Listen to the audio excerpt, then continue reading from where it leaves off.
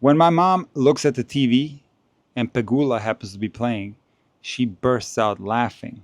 Now, I know this sounds kind of bad, so let me explain. In the Dalmatian dialect in Croatia, Pegula means bad luck. And so when she sees that name, she's thinking of bad luck. And Jessie Pegula had really bad luck because the last three big finals that she reached, WTA 1000 in Cincinnati, Grand Slam final at the US Open, and now WTA 1000 final in Miami, she lost to a very good Sabalenka. I hope that Pegula can put it together and win more big titles. I know that she has won WTA 1000s, but I think Pegula can win a Grand Slam. She hits one of the cleanest balls that I've ever seen. It's so fun to watch her play. Of course, against someone like Sabalenka, it's going to be tough for her because Sabalenka hits with a tremendous amount of power, possibly more power than anybody else on the WTA Tour. Her power level off the ground, especially her forehand, is comparable to the men. She is an unbelievable ball striker. Now, here's the thing about Sabalenka that impresses me the most, and I'm going to make a comparison to Alexandra Aryna, who was the story of this tournament. Remember in my last video when I said that Aryna, despite losing, was raising her hands up in the air. She had a smile on her face. It is so nice to see because we as tennis players, independent of level, could be your club championships, you lose a match and you're so upset, you just want to pack your bags and get out of there. And this is what I usually do. And you know what? I can learn a lesson from Aryna, but I can also learn a lesson from Sabalenka.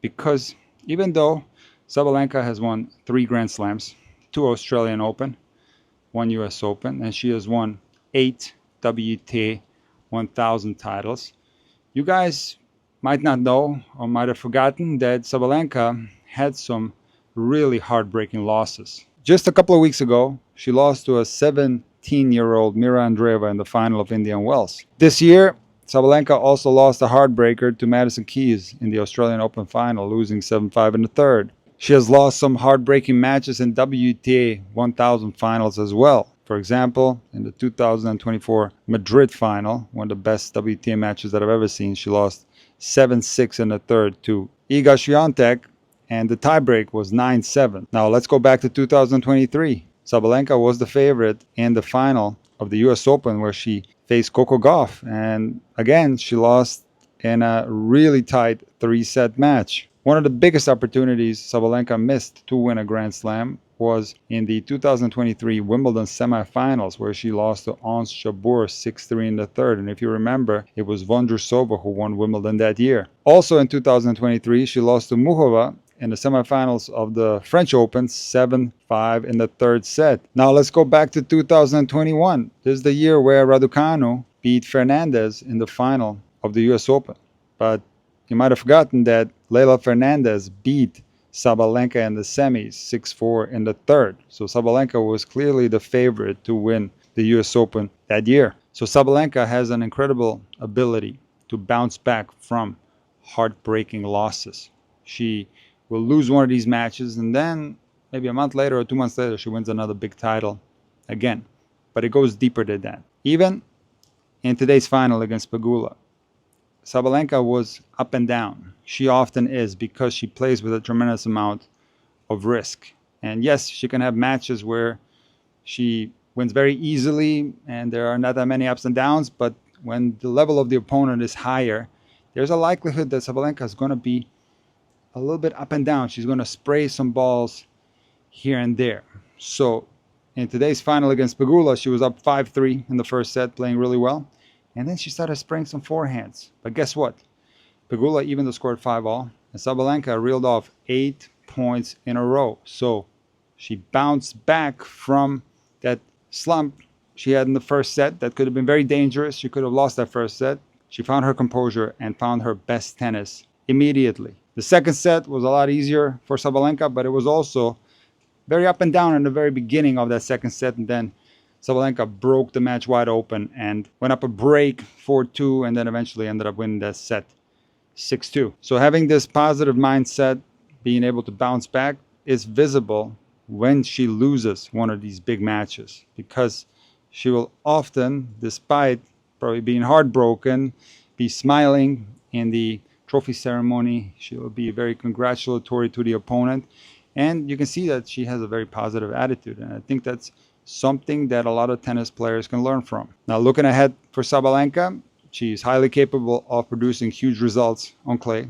Like I told you, she was in the semis of the French, where she almost beat Muchova, and she had beaten Iga on clay. Okay, I will say that this was in Madrid on a fast clay court, but since Iga seems to be struggling right now with her confidence, maybe it's going to be tough for Iga to have the same results that she had last year. We'll have to see. But Sabalenka is a threat on any surface, clay, grass, and of course, she is the hard court queen right now. So it's going to be tough for anybody on the WTA to stop Sabalenka. She is clearly the best player in the world. Now it's time to preview the men's final between Mensik and Djokovic. And some of you guys in the past have accused me of praising Djokovic. I almost said something else, but I don't work blue on the Intuitive Tennis YouTube channel. But I praise Djokovic because when he's doing well, he's very hard to beat. And I've been talking about his serve since the Australian Open. Djokovic is serving better than he ever has. I think the serve is so important at this stage of his career. And in the match against Dimitrov, Djokovic posted numbers that are out of this world. Out of over 1,300 matches that he's played on the ATP Tour, this is the first time that he was able to get 86.7% of first serves in. That is an insane statistic. Now, Djokovic is not rolling that first serve in, okay? He hits it very hard. Djokovic is between 115 and 120 on his first serve average for speed. So he's hitting it hard and he's barely missing any first serves. So his serve is definitely better. I want you to check out some of the changes that he's made in a video that I dedicated to that subject. But that's not all. Djokovic in the match against Dimitrov made 0 unforced errors with his forehand. Now, you guys were giving me a lot of heat when I proclaimed in a video a couple of years ago that Djokovic has the greatest forehand in the history of tennis. And you guys that gave me heat might not have watched the whole video or might not have understood the nuance in this video. Because yes, I agree that Roger Federer has the greatest forehand in the history of tennis. That's what all the players say when you ask them who has the best forehand. With just a few exceptions, players will say Roger Federer has the most lethal, most aggressive forehand of all time. Rafael Nadal is very close. So you could put both the Nadal forehand and the Federer forehand above the Djokovic forehand. However, when it comes to consistency, no one beats Djokovic. He has the most consistent forehand in the history of tennis. And in that video, I made up a scenario where you could choose between Nadal, Federer, and Djokovic, and the circumstance would be a super important point. Let's say 6-5 in the third set tiebreak and a passing shot lined up for the forehand. Of course, you can pick any of those three guys. But if you really had to, wouldn't you pick Djokovic? Because you know that guy is going to put that ball exactly where he wants to. Now, of course, I'm not going to insult Roger Federer or Rafael Nadal and say that they would miss the forehand. They wouldn't. But if you had to bet all your money on a player to make a shot, I would bet my money on Djokovic, and I never have bet on tennis. All right? But this guy is like a ball machine out there, which brings me to something that I've been thinking about as of late. I had a super interesting conversation with one of the players that I feature on the Intuitive Tennis YouTube channel, and that's Emma Burgic. And she's been playing a lot better. She just cracked the top 800. She went to the Dominican Republic and played a couple 40Ks.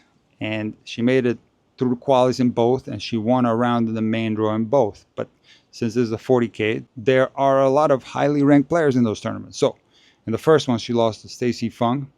She got the second set into a tiebreak. Stacey Fung is ranked 275 in the world. In the second one, she lost to Kayla Cross, who's ranked 230 in the world. And this match was somewhat tight as well, 6-3, 6-4. And I asked Emma, what happened in these matches? Did you have a chance to win?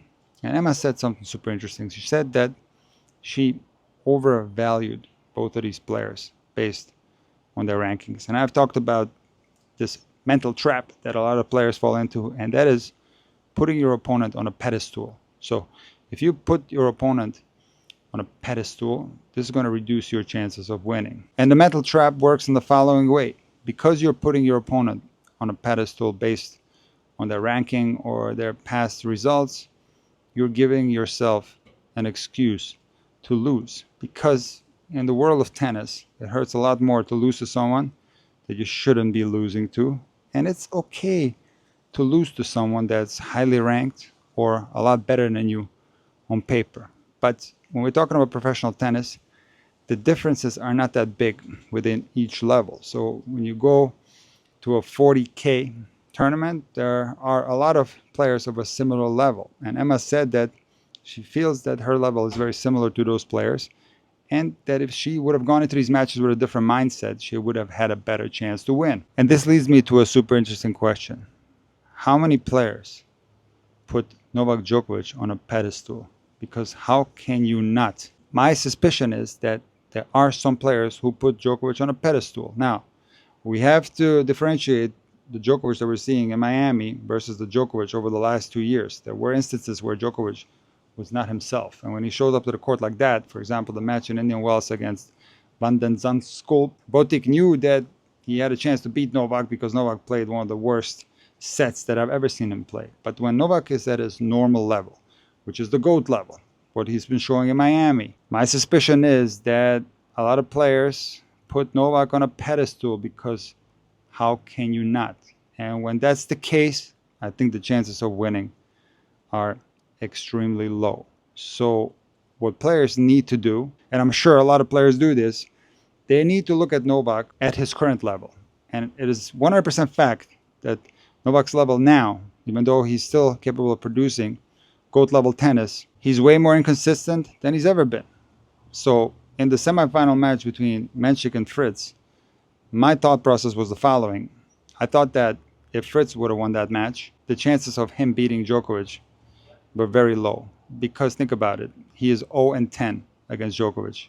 And I'm sure that Taylor is going into these matches to win. Again, I'm not accusing any player of putting Novak Djokovic on a pedestal because I don't know whether they're doing this or not.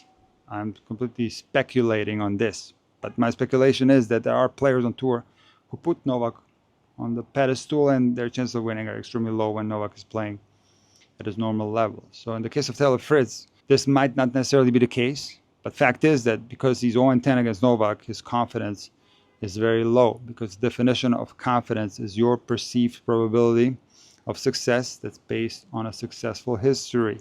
Taylor Fritz cannot have confidence going into a match against Novak in the final of a Masters 1000. So my prediction was that it was going to be 11-0 regarding the head-to-head between Djokovic and Fritz. However, in the case of Mensik, I do think it's a bit of a different scenario. Yes, Novak Djokovic was Jakub Mensik's idol. He said that he started playing tennis because of Djokovic.